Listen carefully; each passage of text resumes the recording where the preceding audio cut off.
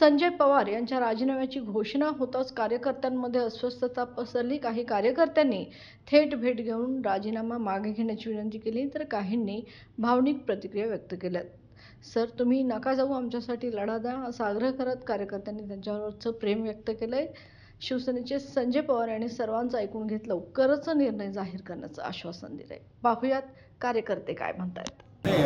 शिवसैनिक याकडे कुठले म्हणजे कुटुंबातले एक गैरसमज आहे, ह्याच्या पलीकडे दुसरं काही नाही आहे। माझी उलट माध्यमांना विनंती असेल, आमच्यात कुठल्याही प्रकारची नाराजी, कुठल्याही प्रकारचं काही नाही, कारण आम्ही सर्व शिवसैनिक मातोश्रीच्या आदेशानं काम करतो आणि जेव्हा मातोश्रीचा आदेश येतो त्याच्यानंतर आम्ही सर्व त्याचं पालन करतो।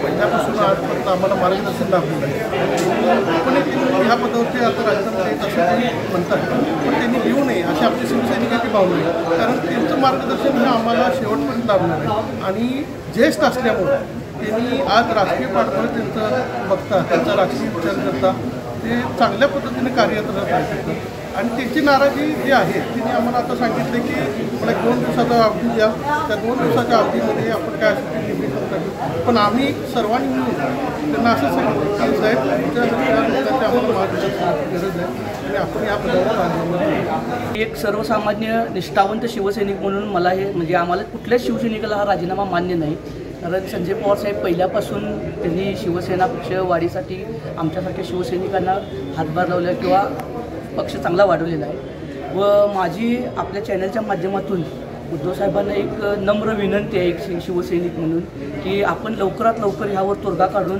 पुन्हा एकदा संजय पवार साहेबांच्यावर चांगली जबाबदारी देऊन जे काय घडलेलं आहे त्यात सगळ्यांचा समंजसपणा मिळून यांचे जे मतभेद जे झालेले आहेत हा कुठंतर नष्ट करून बाबा शिवसेना आमची कोल्हापूरची जशी जुनी होती आम्हाला अभिप्रेत होती शिवसैनिकांना तशी परत सुरू करावी ही इच्छा आहे।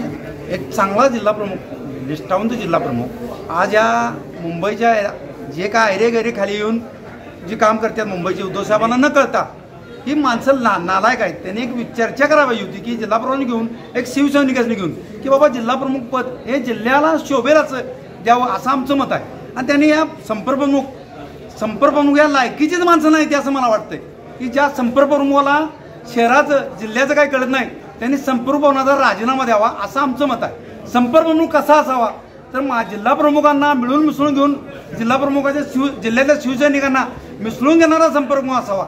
असला संपर्कप्रमुख उद्धव साहेबांना ठेवू नये, अन्यथा कोल्हापूर जिल्ह्याची शिवसेना नामो निशाण राहणार नाही असं माझं मत आहे। एक सर्वसामान्य शिवसैनिक आहे, आम्हाला तळमळ शिवसेनेची काय शिवसेना आहे आणि आता येणाऱ्या माणसाला शिवसेनेचं काही कळत नाही, ती फक्त मर्यादित शिवसेना राहणार आहे। जिल्ह्यात कुठेही शिवसेना वाढणार नाही ही माझी खात्री आहे।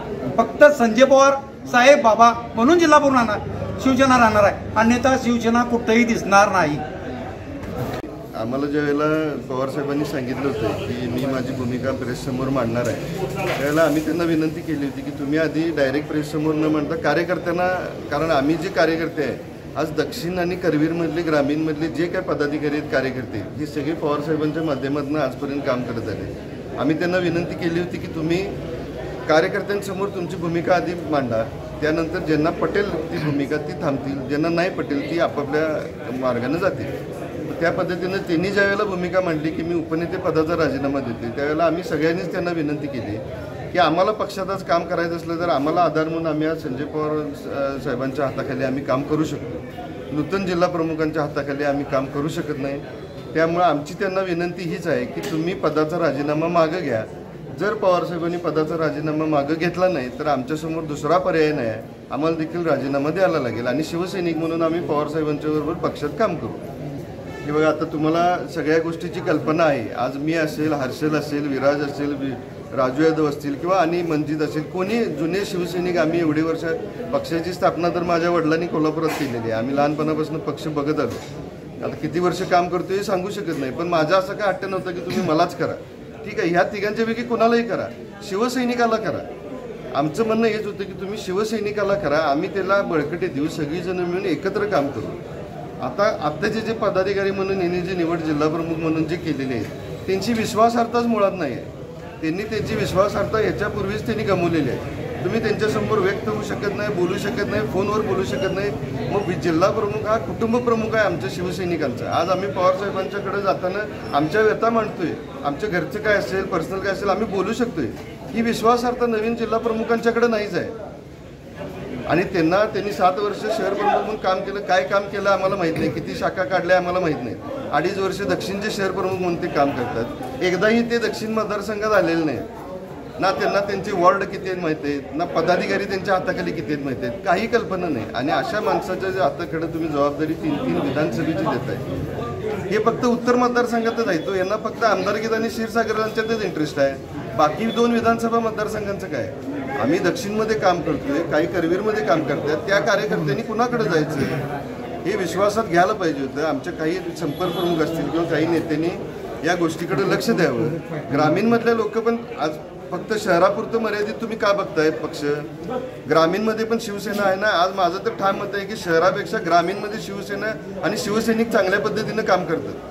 शहरात 4 तोंड 4 दिशेला आहेत, पण ग्रामीणमध्ये फक्त शिवसेनेकडे बघून काम करणारे सैनिक आहेत. मग त्यांच्याकडे आज दुर्लक्ष होत नाही का? या गोष्टीचा विचार कोण करणार? आम्ही पवारसाहेबांना हीच विनंती करते की तुम्ही थांबा. तुमच्यामुळे निदान आम्ही तर काम करू शकू, ग्रामीणमधले शिवसैनिक एकत्र राहतील. त्यामुळे आम्ही त्यांना विनंती करतो की त्यांनी तो राजीनामा मागं घ्यावा. त्यांनी नाही घेतला मागं तर आम्ही राजीनामा देण्याशिवाय दुसरा पर्याय पक्षानेच आमच्याकडे सोडलेला नाही. आम्ही त्या नवीन जिल्हा प्रमुखांच्या बरोबर काम करू शकत नाही. आपण या निर्णयावर ठाम आहे. आम्ही त्यांच्याकडे जाऊ शकत नाही, कारण विश्वासार्हताच नाही आहे. मी जवळ उभारू शकत नाही ज्या माणसाबरोबर, त्या माणसाबरोबर जिल्हा प्रमुख म्हणून आम्ही काम करायचं शक्यच नाही. आम्ही पक्षाचा आदेश मानणारे कार्यकर्ते आहे. आम्ही पहिल्यापासून जो पक्षाचा आदेश जिल्हा प्रमुख आम्हाला तो आदेश कळवतात, आम्ही त्या पद्धतीनं काम करत आहोत. आता निवड प्रक्रिया काय? आम्ही ज्यावेळेला विनायक राऊत साहेबांना आमचे अर्ज दिले होते त्यावेळेला विनायक राऊत साहेबांनी आम्हाला सांगितलं होतं की तुम्हाला सगळ्या इच्छुकांना वरती मातोश्रीवर बोलवलं जाईल, उद्धव साहेबांसमोर बसून त्यावेळेला फायनल केलं जाईल असं सांगितलं होतं. पण हे अचानकच सगळ्या गोष्टी घडल्या, काही कल्पना नाही. 1-2-3 महिने झाले ही विषय थंडावला होता आणि अचानकच काय झालं माहीत नाही, काय बदल झाला की अचानक निवडच जाहीर झाली म्हणून आम्हाला कळालं. त्यामुळे आम्हाला कुणालाच आता जर पवारसाहेब एवढे वर्ष काम करून जर त्यांना विचारणं होत नसेल तर आम्ही तर साधे सैनिक आहे, आम्हाला कोण विचारणार? दुर्दैवी वाटते. पण हे पक्षाच्या ज्या नेत्यांनी यात पुढाकार घेतला आहे निवडीसाठी, अशा लोकांनी विचार करायला पाहिजे ना या गोष्टीचा.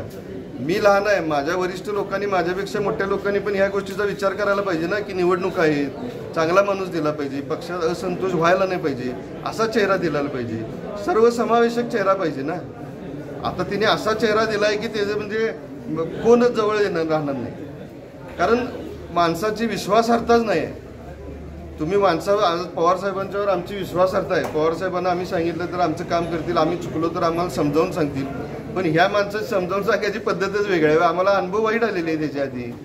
त्यामुळे काही जरी झालं तर आम्ही त्या माणसाच्या हाताखाली काम करू शकत नाही. आम्हाला पवारसाहेब जर थांबले तर आम्ही थांबेन, नाही तर मग आम्हाला पक्षानंच आमच्याकडे काय नाईलाज केला पक्षाने की आम्हाला राजीनामा देण्याशिवाय दुसरा पर्याय नाही.